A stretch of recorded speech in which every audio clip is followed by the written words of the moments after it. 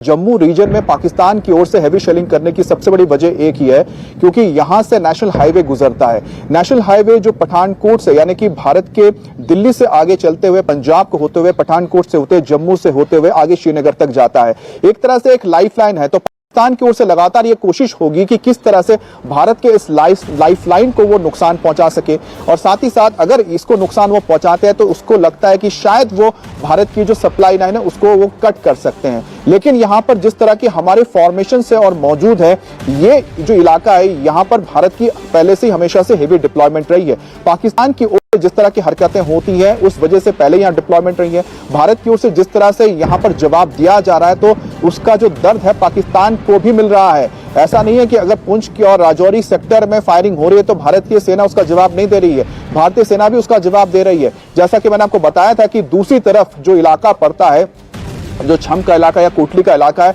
उस इलाके में रात के वक्त से ही लगातार ब्लैकआउट का माहौल रहा है। वहां पर लगातार सायरन बज रहे थे, लोगों के अंदर दहशत था, लोग अपने अपने इलाके को छोड़कर जा रहे थे। तो ये जो खबर लगातार पाकिस्तान की ओर से आ रही है, जो वीडियोस भी आप देख रहे होंगे कि उसमें पाकिस्तान के इलाके में खौफ है, पाकिस्तान के अंदर डर भी है। दूसरी बड़ी बात यह आती है कि कल एक बड़ा इन्फिल्ट्रेशन की कोशिश हो रही थी, यानी कि घुसपैठ करने की कोशिश हो रही थी सांबा सेक्टर में। तो सांबा सेक्टर में जो बीएसएफ वहां पर मौजूद है, बीएसएफ ने उसको पूरी तरह से निरस्त कर दिया। रात के करीब बताया जा रहा है 11 बजे, अभी तक जो इंफॉर्मेशन है, रात के 11 बजे कोशिश हुई थी कि किसी तरह से जो हेवी फायरिंग हो रही थी उसकी आड़ में आतंकवादियों को अंदर घुसाया जाए, जिसका जवाब भारत ने दिया और बीएसएफ ने घुसपैठियों को न्यूट्रलाइज कर दिया, यानी कि मार गिराया है।